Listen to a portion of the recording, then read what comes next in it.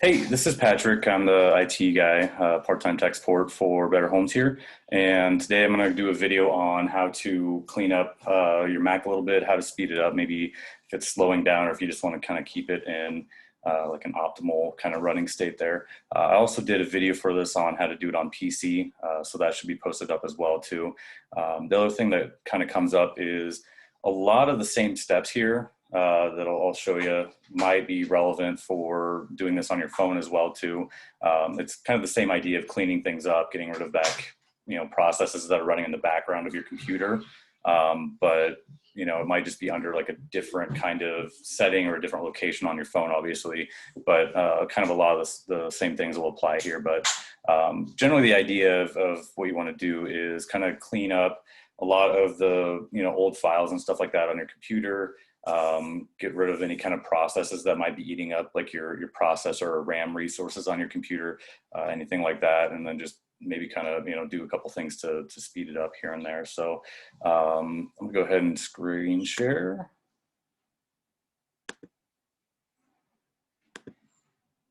All right, so the first thing kind of want to do here is, and actually it just kind of works just right off the get-go from the screen menu here. I'll plug in a mouse too. But right off the get-go, just the way that Macs work is if you have anything that's sitting on your desktop like this, you can get rid of it because it kind of keeps that in the memory and it has it kind of prepped and ready to go. So usually on something like that, if you have tons and tons of icons and pictures and applications and stuff like that, if you put them into other folders, then it's not like sitting there waiting for them to kind of be launched at any time. So that kind of helps clean it up. In the case of this, I don't need these two files here, so I'm just gonna trash those there. And then the other thing is, if you have anything in your trash can, you go ahead and empty that, because again, that's just information that's sitting there that you could get rid of, and it just kind of speeds up the computer a little bit. But that's one thing that you can start off with. Another thing that I know it's really kind of cliche is if you're having issues with your computer, if it's running slow, first start off with a reboot. I did that just a little bit ago, but usually if there's any kind of programs or anything like that running in the background, or if maybe the operating system had an error or something like that, just rebooting it gets it kind of a fresh start. So if it's been up for a while, do that. But that's one thing to kind of start off and clean up some of that there. Otherwise, when you come down to the dock down here, if you don't need any of this stuff down here, again, with all these icons, if it's sitting there, it's kind of expecting it to load quicker, and it's kind of got that in its memory. So if you just go through and remove anything you don't need, just right click it, or control click it, and then go to options and remove from dock, then it kind of takes it out. And like one thing, I never use Siri, I never look at the pictures on here, so I'm just going to go ahead and get rid of a couple things there. But then that way, again, it's just opening up more resources there. Without going into any kind of like specific programs or anything like that, if you have tons and tons of old photos, music, videos, things like that that you don't need, one thing that you can do to kind of speed up your computer as well too is either put them on like an external hard drive, like a USB drive, send them over to a cloud storage, anything like that, and then delete them off your computer. I mean, obviously you want to make sure that they are completely gone, they're backed up, but they're completely gone afterwards, because the more that you can free up hard drive space on your computer, then anytime you have to search for something, anytime you have to load something, instead of having to look for, through all the data on a drive that's, 50% full, maybe you're looking through 30% of it instead. So it just helps it run quicker that way too. Another thing is, if you have any kind of backup, cloud storage or anything like that, check the settings on that and see what time it's set to sync that at. Because if it's set to sync at like 3 o'clock in the afternoon or 6 o'clock or something like that, you could basically be in the middle of using your computer, and all of a sudden it's starting to throw all that up to the cloud, to your storage, and that's going to use up, you know, part of the processor. It's going to use up your internet connection. So any kind of like automated tasks like that, you can, you know, if there's a setting for it, I would say go ahead and do that at like midnight or 3 in the morning, something like that, when you're not going to be using the computer generally. So that's a couple steps there. Another thing you can do is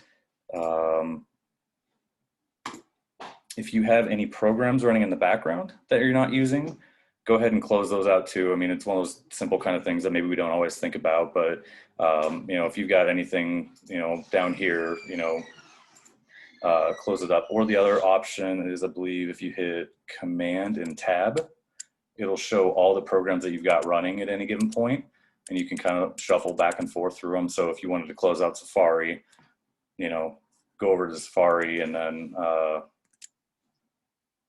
close that out there. Actually, I am going to pull that up here too. When you're in Safari, drag that around. Another thing, and it's kind of simple, is if you've got a million different little tabs that are running in the background, you know, go ahead and just close everything out there, because again, it's just you know, extra resources that are running. So if you don't need everything that you've got there, close that out. That'll help save up some of the memory there on the computer. And then another thing you can do is come into like the preferences on any of your browsers, cleaning up any kind of like cache and cookies, any kind of like history and stuff like that. You know, so in Safari, if you just go to the preferences and then privacy, it'll pop up and it'll have all this information in here, and then you just hit remove all and it will delete everything out from there. So anything like that you can do to help speed up, that should help speed up your browser. So just go ahead and hit remove all, and it'll remove all that background stuff and help speed it up a little bit. So yeah, I'm gonna go ahead. The other thing is, if you have any like kind of extensions or add-ons for like, you know, Chrome or Firefox or anything like that, if you're not using those, again, that could be something that you could just uninstall those, because those are kind of running in the background as well too. You know, so if it's something from like an old program that you used to use, or something that, you know, helps keep an eye on like Amazon tracking prices, you know, something like that, and if you don't use it, just uninstall it. And then I'm gonna go ahead and actually close out of this, and then force quit should actually, you know, kill off the task there, you know, once I hit force quit. And then that way, that completely keeps it from running in the background as well too. From there, just kind of going through some of my options or my notes here. I'm gonna go into the system preferences. And there's a couple different things we can kind of do in here. I'm going to move it around. One of the things that pops up is a lot of these icons over here in the main area is pretty much what comes installed with any Mac. But some of the stuff in this bottom section down here is preferences for software. And like, I don't need this one for Flash Player sitting there, because again, it kind of keeps it running a little bit in the background, saying like, well, you could open the preferences for Flash Player at any time. So if you just remove it from here, then that, again, it's a little tiny change that maybe saves a little bit of space for you there on, or, you know, your system. Another thing is, if you have any kind of software updates to do, if you click on the software update, like if there's an actual operating system one, that usually can, you know, possibly help, you know, clean up the system, make it, you know, fix any errors that might have been there from previous updates or anything like that. So I have one to do. I need to do that. I haven't done it, but I'll do that later. But that's one thing that can help out. Same thing if you go into iCloud, if you got any, or, you know, any app store or anything like that, if you have any updates for apps, again, updating them to the newer version could also help clean up with any kind of bugs or slowness issues that they've had there. One of the things you can do, and it's a little tiny change, is if you go to the dock setting in the preferences here, there's a few options that just have animations for when you do anything on the computer. It actually makes a little animation. You can turn off magnification, and then these three options for minimize windows, animate opening, and automatically hide and show the dock. because then again, it's just sitting there. It's like keeping that animation kind of going in the background there. So if you turn those off, that can help save a little bit of, time here and there. It, speeds things up a little bit. Another option is security and privacy.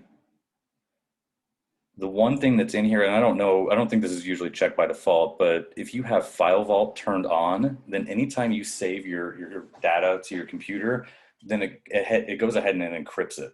So it makes it's more password protected, which is good. But if you're more worried, concerned about like speed or anything like that, if you turn off that File Vault, it'll take a while to kind of go through and then unencrypt, decrypt it, whatever you want to say.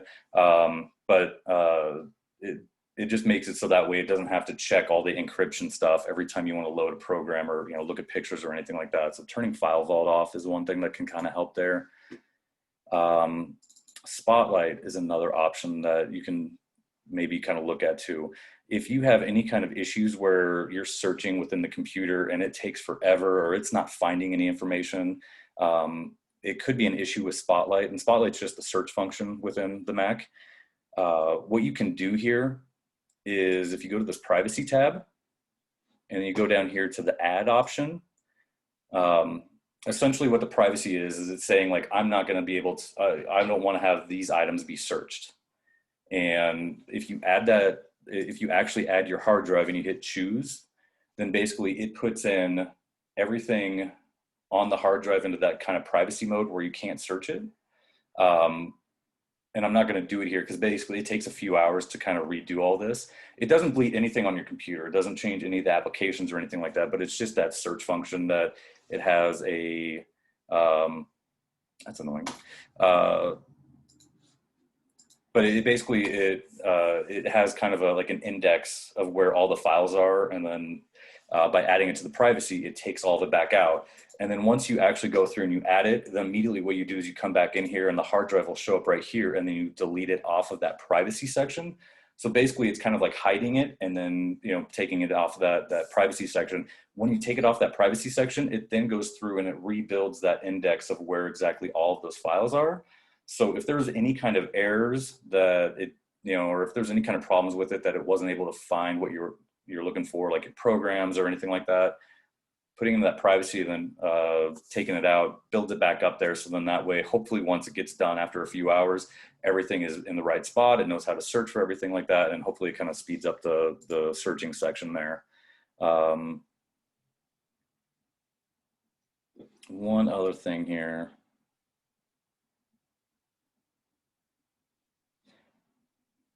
Okay, if you go into users and groups down here,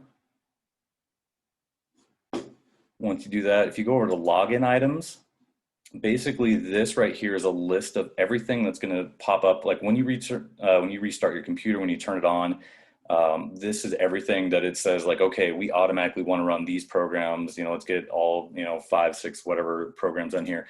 So if you have something in here, and this Phrase Express program, I don't really use it that much. I'm just going to hit the little minus button there and delete it off. So then the next time I start up my computer, it's not just automatically going to be like, oh yeah, we need Phrase Express. So that's just going to take it off. And then it just helps up with the startup and you don't have unnecessary programs running in the background. So then, when you actually want to run it, then go ahead and run it, but it's not just, sitting there hiding. The other thing is Siri.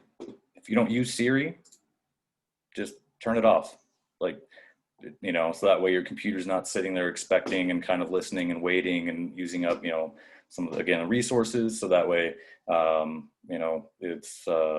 it's just off there. So that's some of the things you can do in the system preferences. And I'm sure there's probably more. You could probably go through a handful of these and look for more options and see what's there. And if there's any kind of like tasks or anything like that, but that's some of the big ones there. I'm gonna go ahead and close that out.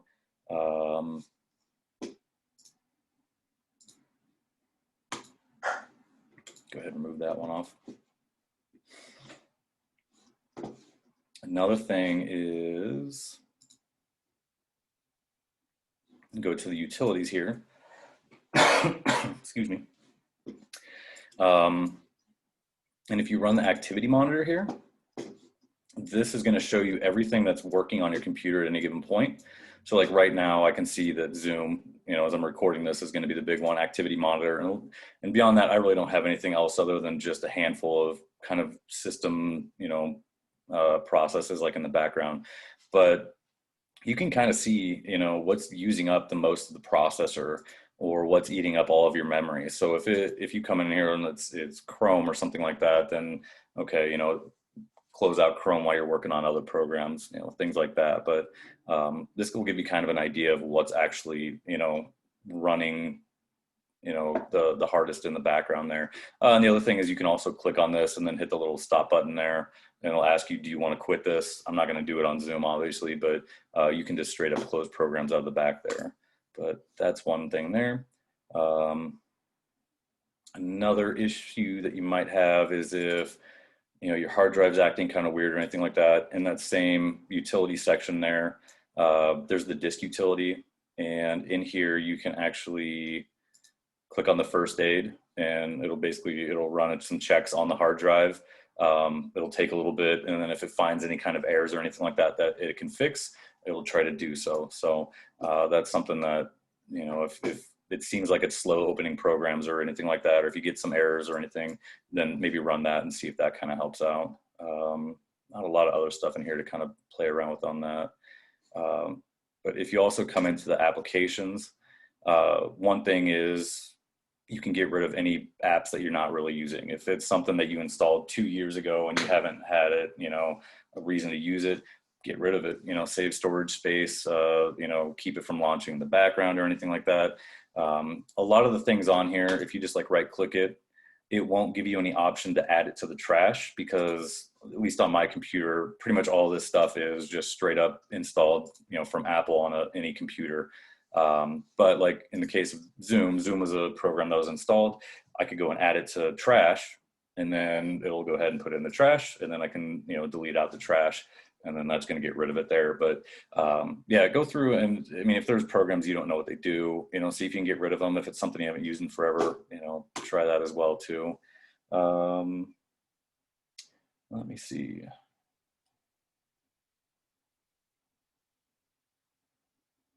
I think that's pretty much about all I've got for the most part.